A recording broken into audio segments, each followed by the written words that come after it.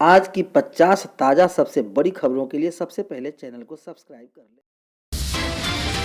7th पे commission उल्टी गिनती शुरू। आज से ठीक 15 दिन बाद केंद्रीय कर्मचारियों को मिलेगा बड़ा तोहफा। लाखों केंद्रीय कर्मचारी एवं पेंशनर एवं राज्य कर्मियों को साल 2023 का पहला तोहफा 31 जनवरी 2023 को मिल सकता है।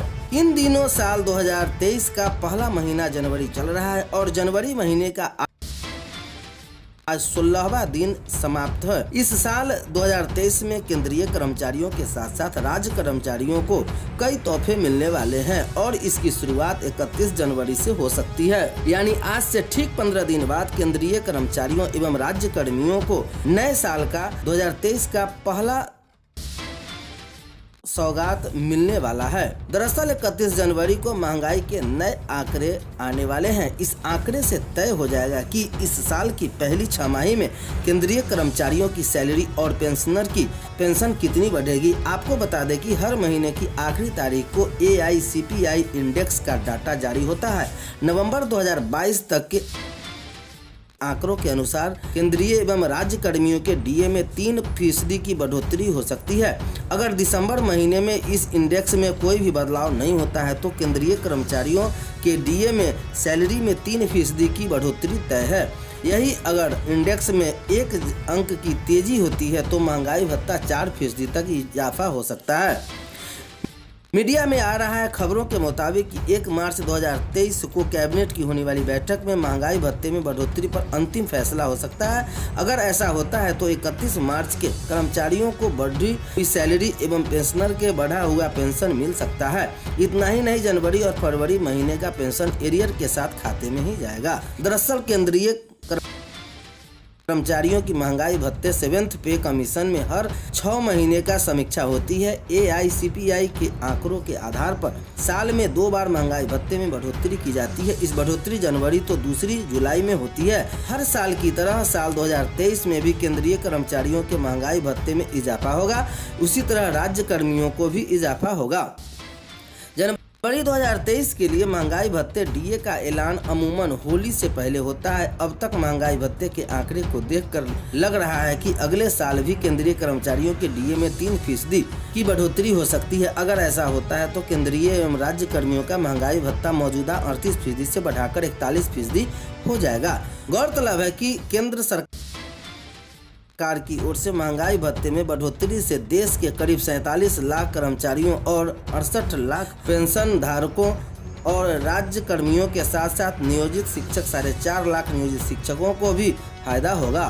सरकार ने साल की शुरुआत में DA 3% बढ़ाया था, जिसे बढ़ाकर महंगाई भत्ता 38% हो गया था। फिर 3% DA बढ़ने से महंगाई भत्ता बढ़कर 41% हो जाएगा। साल में 2 बार महंगाई भत्ते होता है संशोधन। दरअसल केंद्र सरकार के कर्मचारियों की महंगाई भत्ते के साल में 2 बार संशोधित किया जाता है। पहला जनवरी और दूसरा जून में दिया जाता है कि दूसरा जुलाई से दिसंबर तक आता है। आपको बता दें कि केंद्रीय कर्मचारियों का महंगाई भत्ता तय करने में AICPI इंडेक्स का अहम रोल रहता है। तो ऐसा देखा जाए कि अगर केंद्रीय कर्मचारियों के वेतन में वृद्धि होती है तो राज्य कर्मियों के साथ साथ राज्य के लगभग 4.5 लाख नियोजित शिक्षकों को भी वेतन में बढ़ोतरी होगी। बिहार के शिक्षा मंत्री के ट्वीट पर रार शपथ के बाद यशस्वी बिहार, विवाद के दौरान तेजस्वी बिहार, क्या है मायने। बिहार के शिक्षा मंत्री प्रोफेसर चंद्रशेखर का एक ट्वीट अब नए विवाद के सामने आ चुका है। शिक्षा मंत्री बनने के बाद यशस्वी बिहार का ट्वीट करने वाले प्रोफेसर चंद्रशेखर ने अब रामचरितमानस विवाद के दौरान ही तेजस्वी बिहार लिखकर नए विवाद को पैदा कर दिया है। चंद्रशेखर बिहार के शिक्षा मंत्री प्रोफेसर चंद्रशेखर के द्वारा रामचरितमानस की टिप्पणी से छिड़ा विवाद अभी थमा नहीं था कि सोमवार को उनके एक और ट्वीट ने अगले ही विवाद को सामने ला दिया। शिक्षा मंत्री बनने के बाद प्रोफेसर चंद्रशेखर ने यशस्वी बिहार का संदेश ट्वीट के जरिए दिया था, लेकिन अब उन्होंने तेजस्वी बिहार का ट्वीट करके एक नया विवाद सामने ला दिया।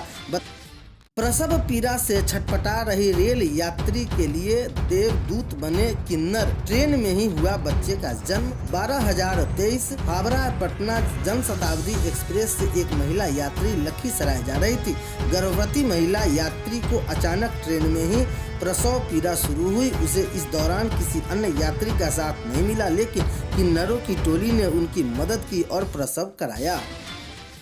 पटना में शहरवासियों को पकड़ने गई पुलिस टीम पर भीड़ ने किया हमला। सेवानिवृत्त पुलिस अधिकारी निकला घर का भेदी। पटना के गांधी मैदान थाना पुलिस पर देर रात भीड़ ने हमला बोल दिया।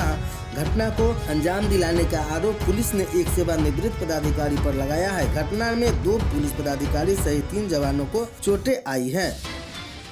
बिहार के लखीसराय में डबल मर्डर, बच्चों के विवाद में खंती से बाढ़ कर युवक की हत्या। बथान पर अधेर को मारी गोली। लखीसराय में हत्या की 2 अलग अलग वारदातों को अंजाम दिया गया है। एक घटना के बथान पर गोली मारकर अधेर को हत्या कर दी। वही बच्चों के बीच हुई विवाद में एक युवक की हत्या सिर पर खंती मारकर कर दी। बिहार में दोहरा चरित्र देखा रहा मौसम। अगले 48 घंटे तक पटना, गया, भागलपुर में पड़ेगी कड़ाके की ठंड। बिहार में भीषण शीतलहर का प्रकोप थोड़ा कम तो जरूर हुआ है, लेकिन अभी राहत नहीं मिली है। इनमें जब सुबह 7:30 पर लोगों को भगवान भास्कर दर्शन दे रहे हैं, तब वही रात में कड़ाके की ठंड पड़ रही है। मुजफ्फरपुर में उत्पाद विभाग की टीम पर शराब माफिया ने किया हमला। एक सिपाही मौत, छानबीन में जुटी पुलिस में शराब छापेमारी करने गए उत्पाद टीम पर माफिया ने हमला कर दिया। इस घटना में एक सिपाही की मौत हो गई। हालांकि सिपाही की मौत को विभाग संदिग्ध मानकर जांच कर रही है।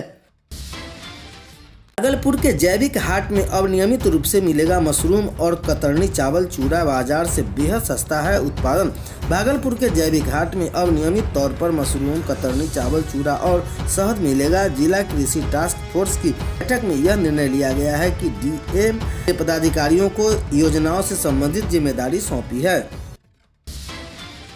भारत पाक युद्ध के 5 साल बाद स्वर्णिम विजय वर्ष का साक्षी बनेगा बिहार। 18 मार्च को राजनाथ सिंह आएंगे पटना। 1971 के भारत पाक युद्ध के 50 साल बाद स्वर्णिम विजय वर्ष के मौके पर 18 मार्च को पटना में बापू सभागार में कार्यक्रम का आयोजन किया जाएगा। कार्यक्रम में रक्षा मंत्री राजनाथ सिंह, झारखंड के राज्यपाल और थल सेना अध्यक्ष शामिल होंगे।